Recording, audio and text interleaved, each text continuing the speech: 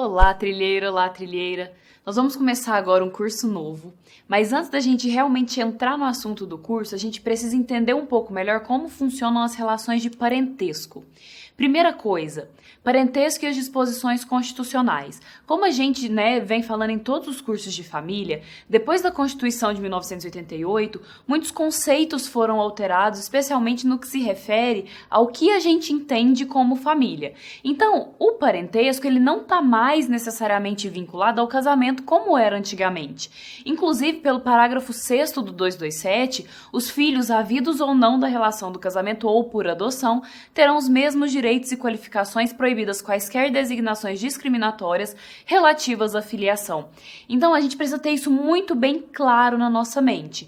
Hoje em dia, parentesco não é mais só aquela questão de vir, pessoas do mesmo tronco familiar. O parentesco, ele tá mais além, ele pode ter outras causas. É um conceito que ele é mais adequado ao que a gente vê hoje, com uma pluralidade tão grande de percepções de família, de vínculos, afetivos, além dos consanguíneos, e que trazem pra gente essa realidade mais adequada a realmente a realidade dos fatos e como se constrói, uma família. O parentesco, ele não se limita, então, mais aos vínculos biológicos, matrimoniais, registrais. A filiação socioafetiva, ela é, inclusive, agora um fundamento efetivo das relações de parentesco. E aí a gente tem aí algumas concepções de parentesco, O parentesco em sentido restrito, que seria aquele que decorre da ascendência descendente ou do pertencimento ao mesmo tronco ancestral. Aqui a gente está falando de consanguinidade. E a gente tem o parentesco em sentido amplo, que pode decorrer de diversos fundamentos, dentre eles consanguinidade, afinidade, adoção, técnicas de reprodução assistida, inclusive, dentre outras que venham a surgir. E essa foi a concepção, como a gente já viu, adotada na Constituição e que o Código Civil, de uma maneira coerente, também adotou no seu texto.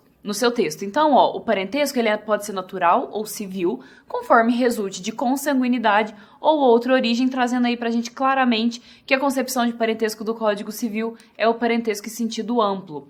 E a gente tem também enunciados, entendimentos, como, por exemplo, esse enunciado do CJF, pelo qual está claramente disposto que, no caso, por exemplo, de reprodução assistida, ok, mesmo que o pai ele não tenha contribuído com material genético por alguma impossibilidade, ok, aquele filho ele vai ser tido até por essas relações socioafetivas, dessa relação do estado de filho, e isso também cria esse vínculo de parentesco e, como a gente vai ver, os vínculos filiatórios. E aí, nesse caso de vínculo parental, a gente tem as linhas, que são os campos nos quais se projeta a relação parental, podendo ser retas ou colaterais. A linha reta é uma relação direta de descendência, então é tipo vô, pai, filho, neto, A gente vê que realmente forma uma linha, é muito fácil de ver. Nesse caso da linha reta.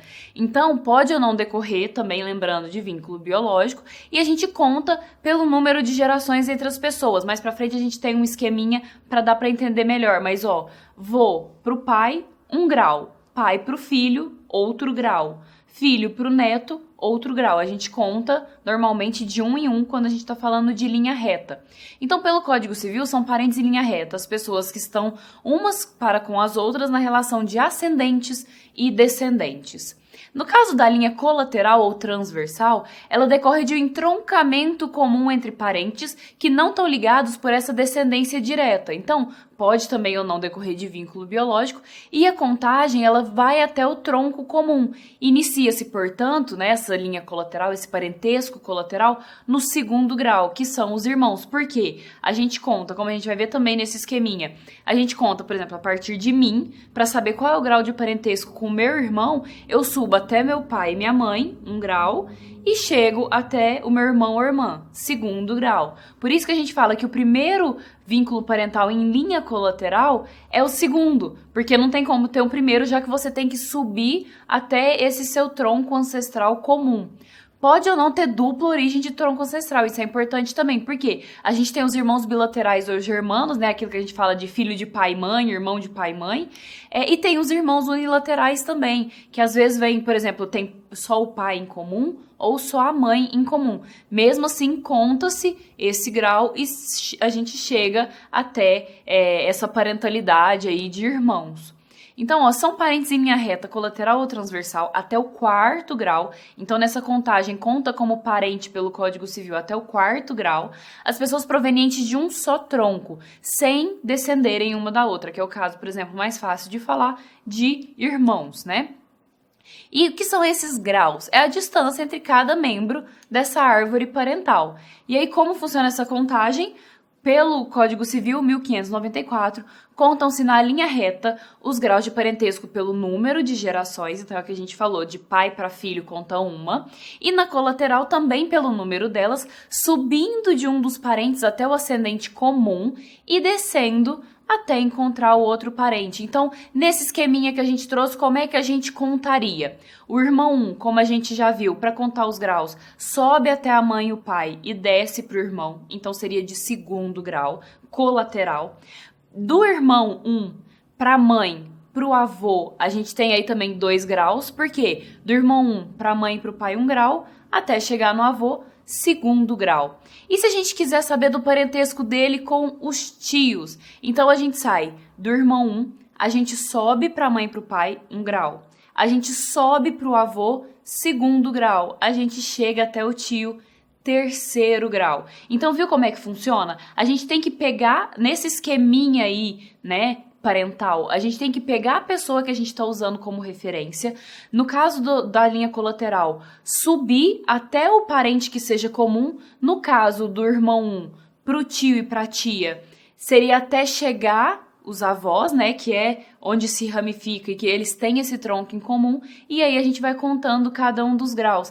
E do irmão 1 para os primos, ó, irmão 1, mãe e pai, 1 grau, avô e avó, 2º grau, tio e tia, 3º grau, primos, 4º grau. Então, esse negócio que a gente fala de primo primeiro é só mesmo jargão popular, porque primos, né, serão no mínimo de 4º grau, como a gente viu. E aí, no caso da linha reta, é mais fácil porque é só ir contando por geração.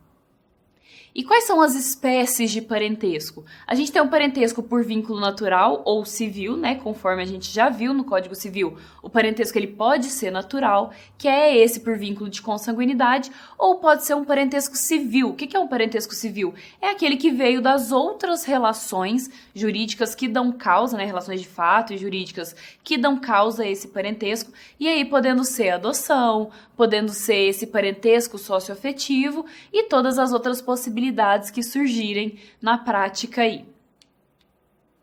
E pode haver o parentesco por afinidade. O que é o parentesco por afinidade? Cada cônjuge ou companheiro é aliado aos parentes do outro pelo vínculo da afinidade. Então, se eu me caso, né, ou se eu instituo uma união estável, aqueles parentes desse meu companheiro ou esposo, eles serão também considerados como meus parentes. Pelo parágrafo 1º, o parentesco por afinidade, ele limita-se aos ascendentes, descendentes e aos irmãos do cônjuge e companheiro. Também não quer dizer que aquele primo mais distante do meu companheiro, do meu esposo, ele vai ser necessariamente meu primo também. Porque como a gente viu no parágrafo 1º, esse parentesco por afinidade limita-se aos ascendentes, ou seja, pai e mãe, aos descendentes, filho, filha, né? E aí a gente inclui também, claro, em linha reta, aí é uma linha infinita, avós, avós, né? E aos irmãos do cônjuge e companheiro. Então, em linha colateral, esse parentesco com cônjuge ou companheiro, ele se limita aos irmãos. Então, lembrando sempre, parentesco em linha reta, ele vai até onde, né, tiver que ir, aí é infinito, não temos limites. E os irmãos, a gente vai contando, então, nesse grau de parentesco aí, para ser considerado como parentesco por afinidade. Na linha reta, a afinidade ela não se extingue com a dissolução do casamento ou da união estável. Então lembra aquela velha história que toda aula de família tem que ter essa piadinha que sogra é pra sempre? Então é por isso que a gente fala que sogra e sogro também é pra sempre, porque na linha reta essa afinidade ela não se extingue. Então mesmo que, por exemplo, eu dissolva o casamento, dissolva a união estável, eu continuo tendo relação de parentesco com essas pessoas. E uma das consequências, por exemplo, é eu não poder me casar. Por exemplo, eu não posso me divorciar do meu marido e casar com o pai dele. Por quê? Nem com o filho, né? Porque essa linha de parentesco ela não se extingue e a gente não se casa com parente. Na próxima aula a gente continua. Obrigada.